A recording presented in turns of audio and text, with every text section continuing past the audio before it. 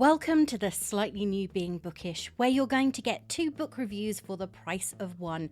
Yep, it's an absolute bargain around here. I'm adding a second, shorter review into the mix, so at the end of the episode, stay tuned in, I'll be talking about another book that hit the right spot, almost, over the last few weeks. Because what's better than 1 book review? 2. Anyway, less of that, let's get on with the chunky review for the fortnight. This week I am visiting an inn in the heart of Lancashire that mysteriously appears when it's most needed in the second witchy cosy fantasy novel by Sangu Mandanna, A Witch's Guide to Magical Innkeeping. I'm Ray, an unapologetic bookworm, introvert, self-confessed hermit and long-term depression sufferer. This is my quiet space to share thoughts as I make my way through an ever-growing and seriously it's getting ridiculous now to be read pile. Join me as I explore stories 1 book at a time, or 2 in this case, with 100% honest and completely spoiler-free book reviews.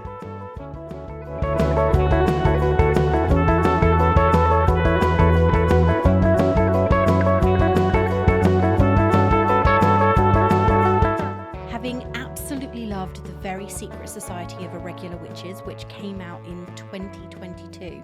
Honestly, I can't believe that so long has passed since that release. It feels like it was only a year ago. The moment I saw this being promoted, I knew that I had to get it. There's something so comforting and warm about the story, the found family, the characters, and the world that Mandanna built in The Secret Society that I felt reassured the Witch's Guide to Magical Innkeeping wouldn't be disappointing at all. I avoided any spoilers about the book, which I tend to do, to be fair, about any book that I am interested in reading, so that I could come into it fresh. Anyway, welcome to my world and enjoy the stay. Once, Sera Swan was one of the most powerful witches in Britain. Then she resurrected her great-aunt Jasmine from the very recently dead, lost most of her powers, befriended a semi-villainous talking fox, and was exiled from her guild.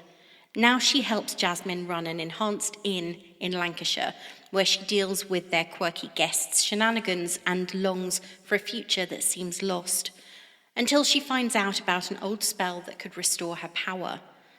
Enter Luke Larson, handsome magical historian who might have the key to unlocking the spell's secrets. Luke has no interest in the inn's madcap goings-on and is even less interested in letting a certain bewitching innkeeper past his walls, so no one is more surprised than he is when he agrees to help.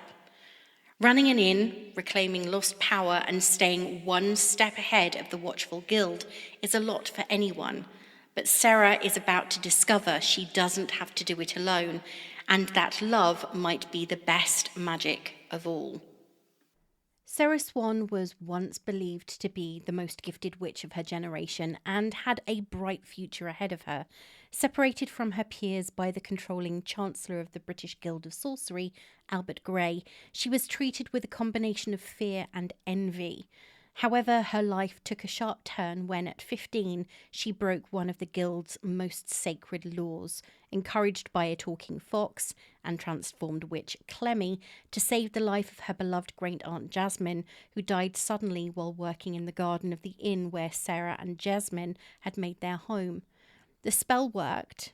Not only did this powerful spell bring her aunt back to life, but it also resurrected a long-dead chicken. It also stripped Sera of most of her magical power, and upon discovery, her reputation was shattered. The deepest wound, however, came not from the guild's punishment, which was exile, but from the betrayal of her closest friend. Francesca Gray, daughter of the power-hungry guild chancellor, reported Sera's transgression. For Sera, that act of betrayal left scars that have never truly healed. She lost not only her standing in the magical world, but also the person she trusted most. And that has made her fiercely protective of her independence and wary of letting anyone get too close. Since then, Sera has retreated to Batty Hole Inn, a remote magical inn in the Lancashire countryside. But it's no ordinary inn. It appears only to those who need it most. Travellers might stumble upon it when they are lost or carrying some unspoken burden, and once they step inside, they are welcomed to a place of warmth, food, and quiet enchantment. For many, Batty Hole is a sanctuary. For Sera, it has become both a refuge from her past and a way to continue helping others, even without the full breadth of her old powers. The inn is home to a delightfully eccentric cast of characters, each of whom adds to the found family atmosphere that the book maintains, very much like the very secret society of irregular witches. There is Jasmine, Sera's resurrected great aunt, who may no longer be young but is as wise, sharp-tongued, and fiercely loving as ever. There's Theo, Sera's gentle cousin, who has found a home at the inn, having felt like a misfit on his island home in Iceland. Nicholas, a knightly figure who seems as though he's wandered straight out of a medieval fairy tale and is one of the most loyal defenders of the inn, but in fact he's a larper who finds comfort in his costume as a knight. Matilda, a mycologist with a passion for fungi, brings curiosity and eccentricity to the group. She's also infatuated with Jasmine, though she's secretive when it comes to her feelings. And then there's Clemmy, perhaps the most unusual of all, a witch trapped in the body of a fox, equal parts mischievous, exasperating, and invaluable. Together, this eclectic household creates a warm, if somewhat chaotic, home. Sera's life at the inn is far from ordinary, but it is, in its own way, stable until the arrival of Luke Larson.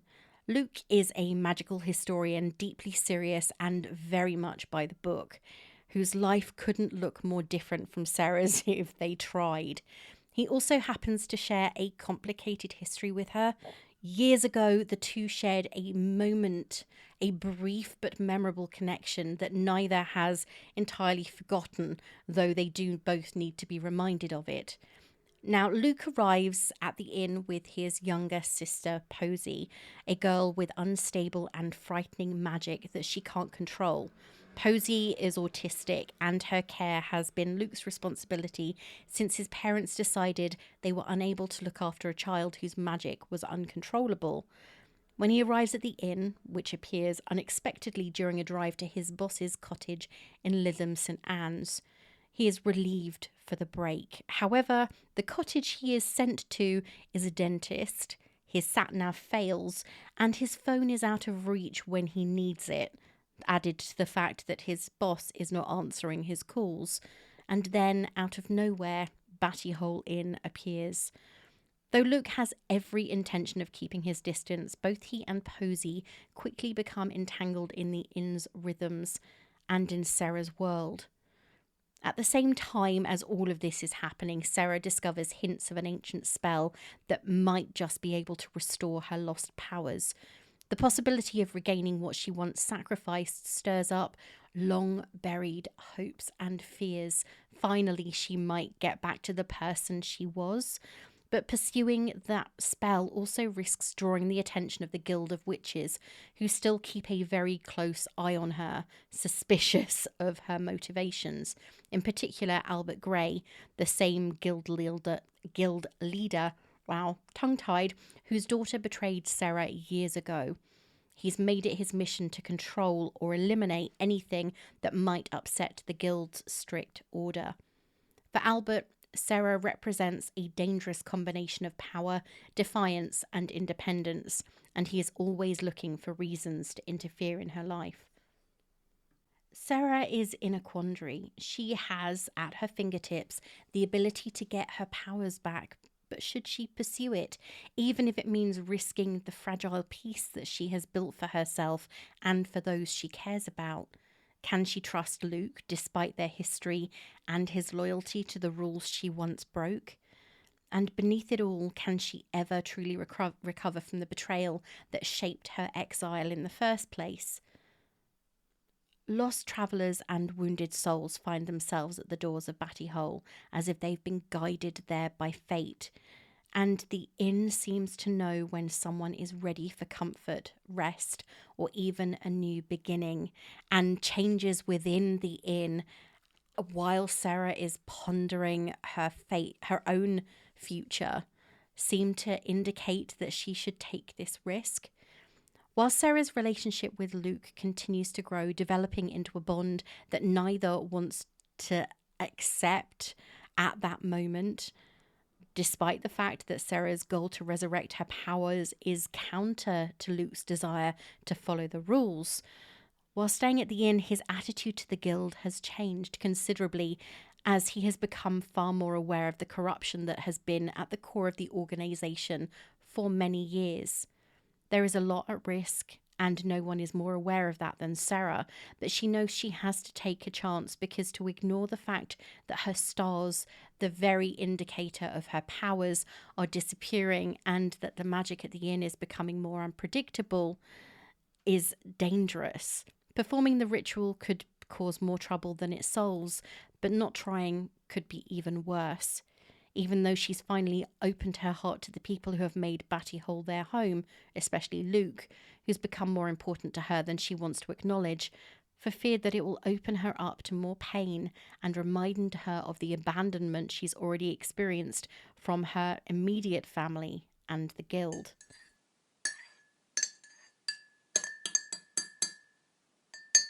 Given how often I mention it, chances are you could recite this along with me. I am not here to influence you, though if you do like the book and it sounds like it's for you, definitely give it a try. Like all art, reading is subjective. Every single reader is different, and that's never more evident than when I do research for these episodes and I read through the reviews. I know from speaking with friends that my taste isn't for everyone, just as theirs isn't for me. I've got a load of friends who love reading thrillers, and as many of you will know, they are a genre that I really struggle with. So now I've given you a summary of the main plot of this book without spoilers. Let's take a look at some of the reviews from other readers. Ayla loved The Very Secret Society of Irregular Witches, but didn't find the same warmth with this book. She gave the book 1 star and said, "After being fully immersed, engrossed, and thoroughly charmed by its previous instalment, and having been eagerly anticipated this release since last year, I find A Witch's Guide to Magical Innkeeping so boring and disappointing that it ended up feeling like a barely coherent jumble with none of the magic that made its predecessor so compelling. Whatever whimsical charm Mandanna attempted to bring into this sequel simply didn't land. The familial bond that I expected to be as sweet and warm as the previous one did not change, but the dynamic comes as sudden, not because they were suddenly brought together, well they are, but also because there's little to no genuine connection between them beyond what feels like the author's insistence. Like somehow they're meeting for the first time and they become family, a la Fast and Furious. They accept each other far too easily without meaningful development. Too many time skips for everything to be believable and made the reader actually engage with them.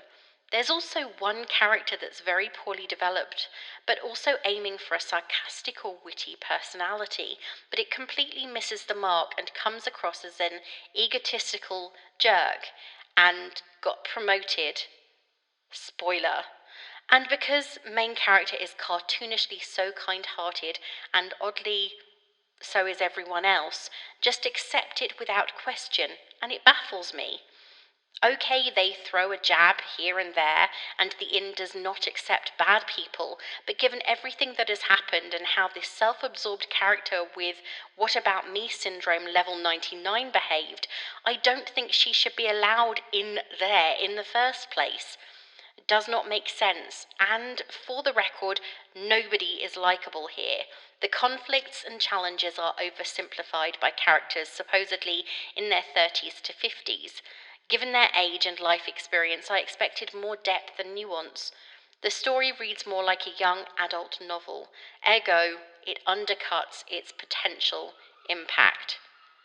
Before I go further, I have to say this book is not a sequel to the Very Secret Society of Irregular Witches. The tone is very similar. The world comes across as very similar, but they are not the same world, and there are no character crossovers at all. And now on with the show after my my TED talk.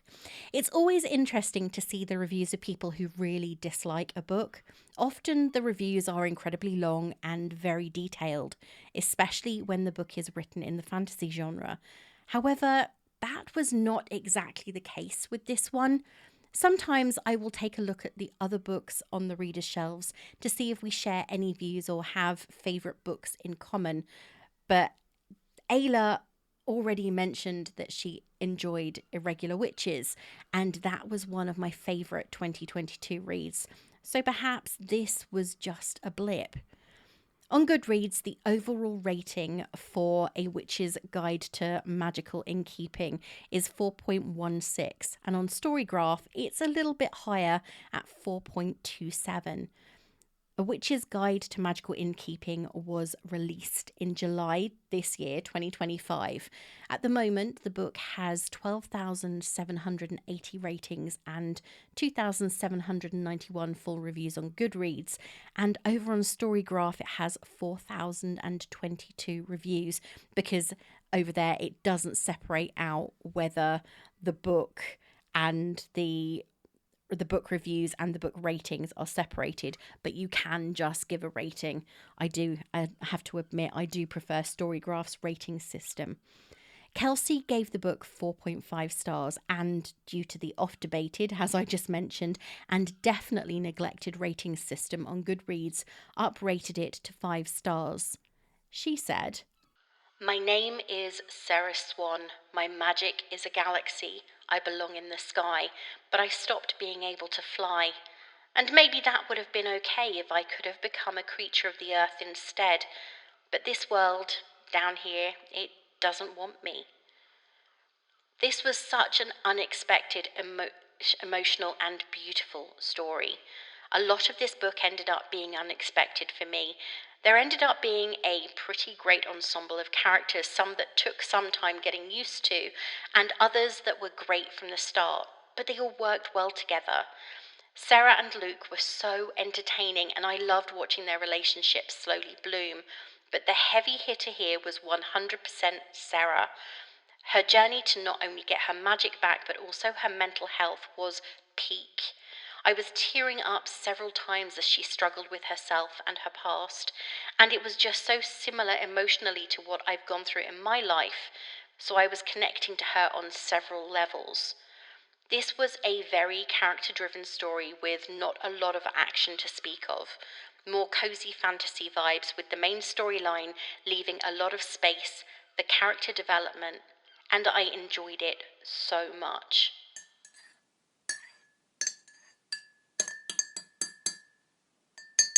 Right, now I've gone into what other people have been saying about the book at the top and the bottom of the levels. Here's what I really think about A Witch's Guide to Magical Innkeeping by Sangu Mandanna. No spoilers, just me being 100% honest. Did I like this book? Yes, I can definitively sit here and say, yes, I liked this book, and that could be the end of it. But there are so many facets to my reasons for liking it.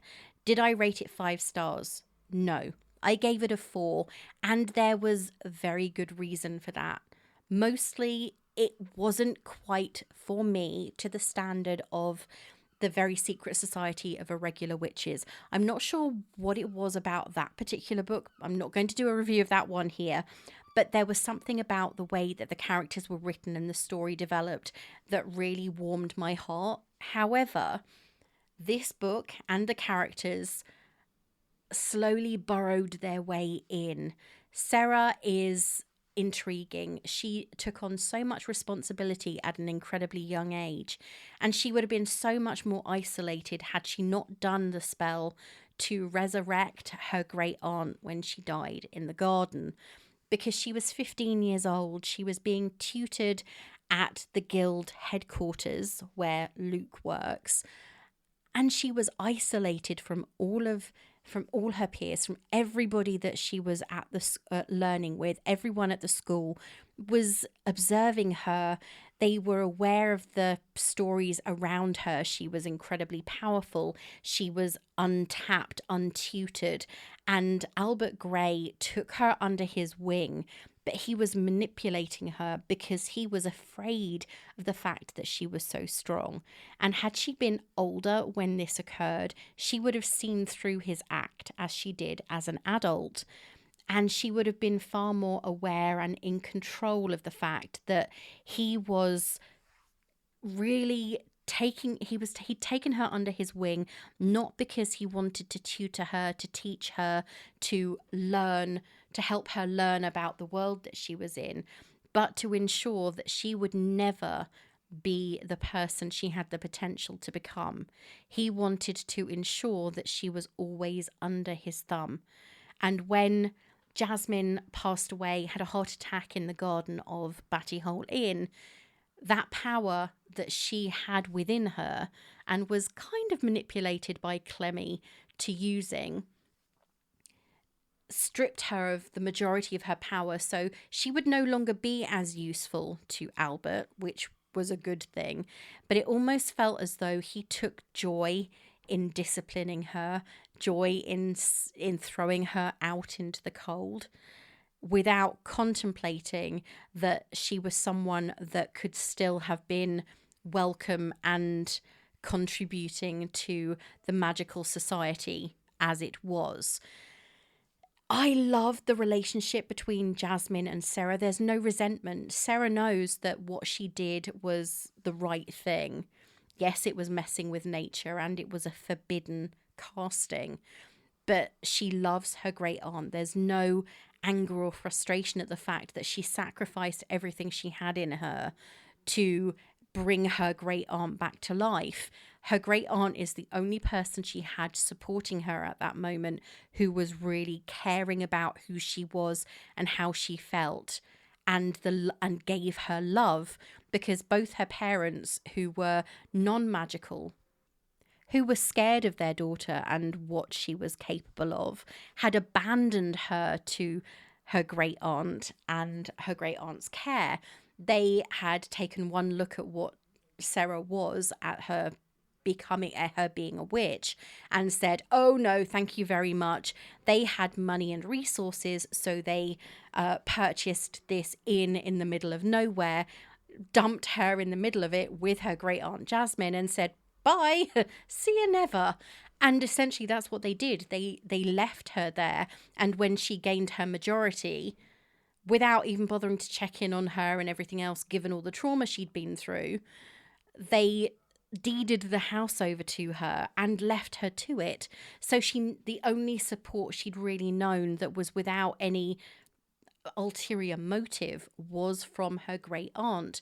And of course, once the majority of her power is gone, she has a little bit left, and this Batty Hole Inn becomes a magnet for people who need help and support.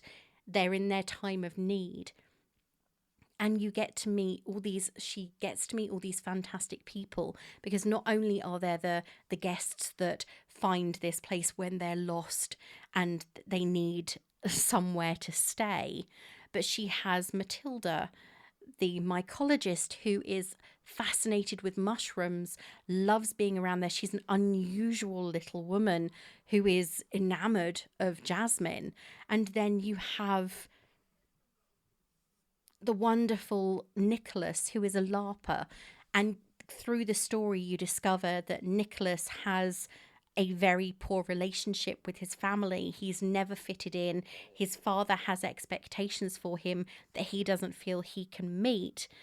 And he takes solace in being a member of the Renaissance fair that is always there, and dresses as a knight. He is a knight in shining armor, and he is determined that he is going to protect this woman who has taken him in. And then, of course, you have Theo, who is Sera's 11-year-old cousin who was growing up in Reykjavik. And isolated as he was unable to practice his magic, but he was also, his family were terrified that he was going to blow up something. So they requested that Sarah take responsibility for his care. And she brought him to Battyhole Inn, where he has thrived.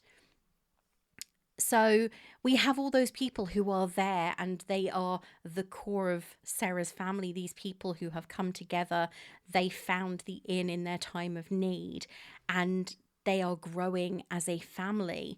And then into the mix, we get Luke Larson, the historian who always goes by the rules, who has taken adult responsibility for his younger sister Posy, who's unable to control her magic, but she is in herself very powerful, and she knows who she is, but she's just unable to verbalize that due to her own neurodivergent ways.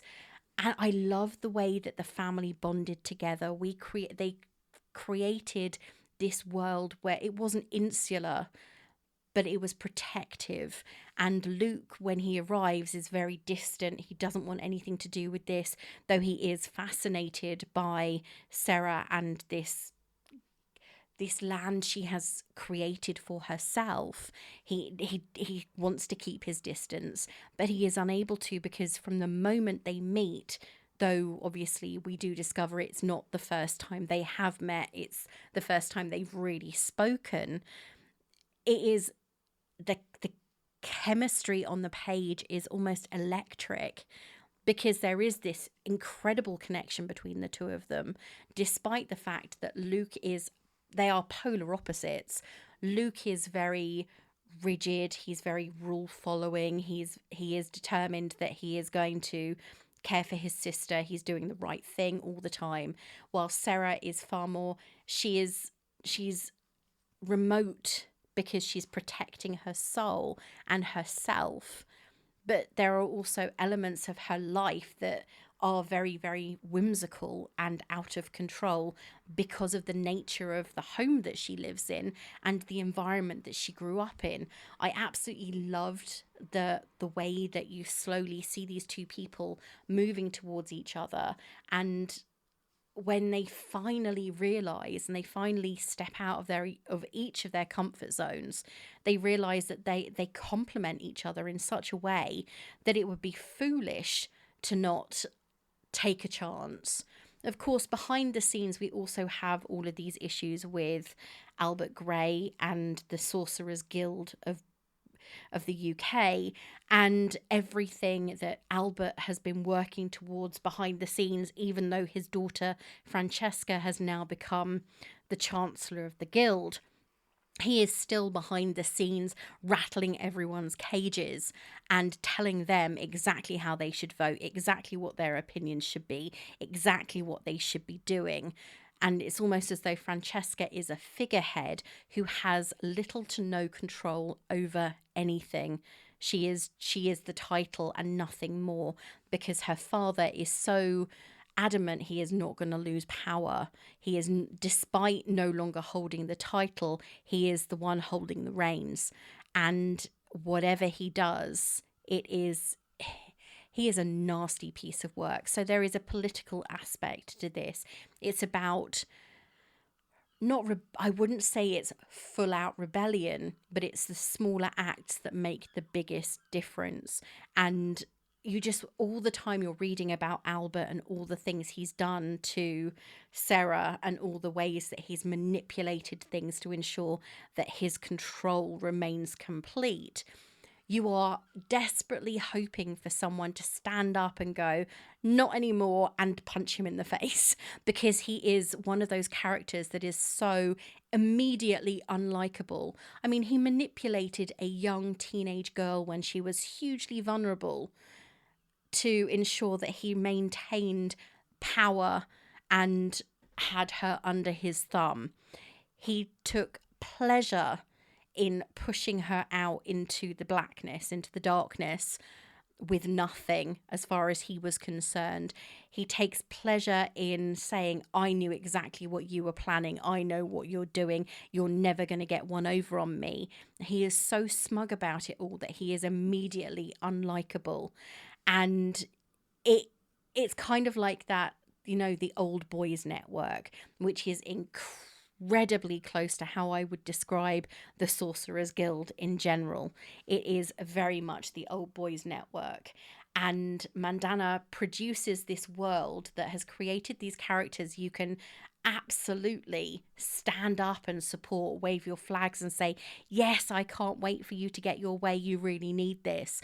And at the other end of the spectrum, you've got these characters that you sit there and go, can we just shut them in a room and lock the door and lose the key?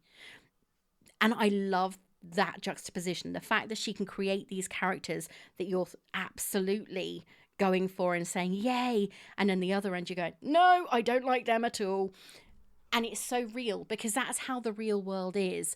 But she's also created this second level of the real world. So it's reflecting how people feel and look at certain people in power. I'm not going to get political here. Look at certain people in power and say, what the heck happened there? Why did we make that decision? Or how did that person win? And that's how you feel about Albert Gray. And then you've got these other people, the little person standing up and saying, I have the right to do this. And you're going, yes, they absolutely have the right to do this. And she created this world, the magical world layered on top of the real world, but maintained the real world feeling. And that, for me, was exactly what I wanted from this book. I needed a book that made me feel loved and cozy and hugged, because I'd been reading some really, really bad books when I read this one. And I got exactly what the cover promised me. And that was an enjoyable, lovable, cozy read. So that is A Witch's Guide to Magical Innkeeping, and that's how I felt about it. So, if you enjoyed A Witch's Guide to Magical Innkeeping or want to read something similar, try these. Okay, yeah, there are a lot of directions you could go from here. I could follow the fantasy route and recommend a list as long as my arm. I'm looking at new books on the shelf from just the last month and a half, and it's extensive. But I think I am going to travel down the cozy fantasy route because it's a subgenre that has grown in popularity, and that popularity increases seasonally. Coming up to the autumn, even more books with a cozy feel are on the shelves or are being added. One perfect example of cozy is the series that starts with Legends and Lattes by Travis Baldree. The series continued with Bookshops and Bone Dust and will go further in November with Brigands and Bread Knives. I love these titles. I think they're so amusing. They give me a little bit of a smile because they are quite maybe unintentionally amusing.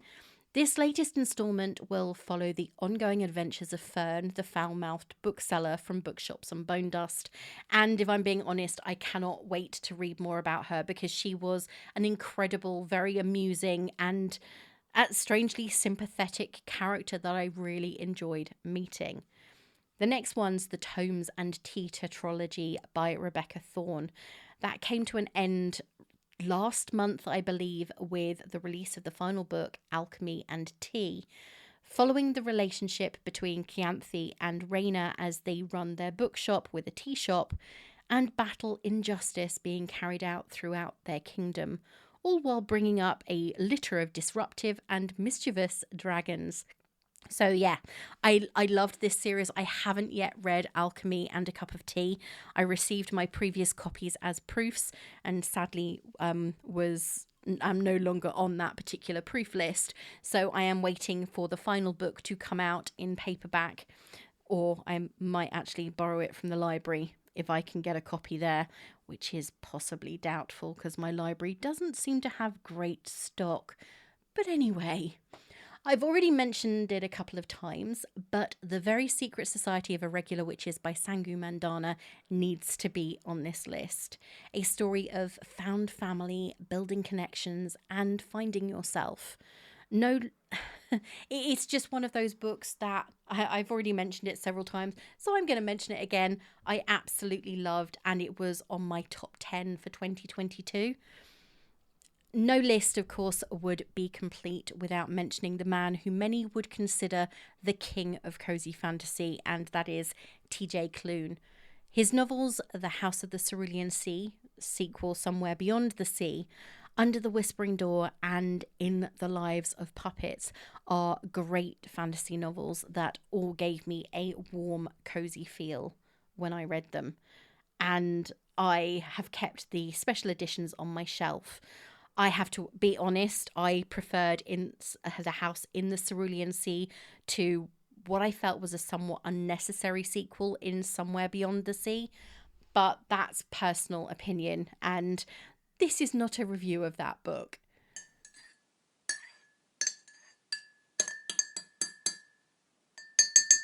This week, the book I'm going to talk about as my second review is another cozy fantasy, The Spell Shop by Sarah Beth Durst.